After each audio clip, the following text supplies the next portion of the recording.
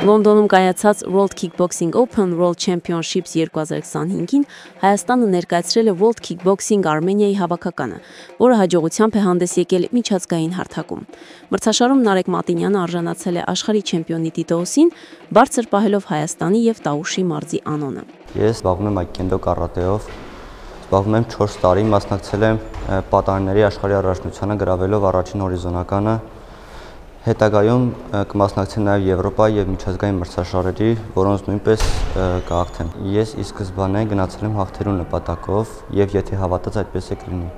Նարեկը ծնունդով Լուսաձոր գյուղից է, սովորում է Իջևանի թիվ 1 հիմնական դպրոցում եւ արդեն 4 տարի է ինձ զբաղվում է այկիկենդո կարատեով։ Պարտաճանաչ ու նպատակասլաց պատանին մարզիչների հպարտությունն է եւ համադասարանցիներին օրինակ։ Մեր Նարեկը դպրոցի ամենահամեստ կարգապահ պարտաճանաչ աշակերտներից մեկն է եւ այսօր ես անչափ ուրախ եմ, որ առիթ է ներկայացել շնորհավորելու Նարեկին աշխարհի չեմպիոն դառնալու կապակցությամբ։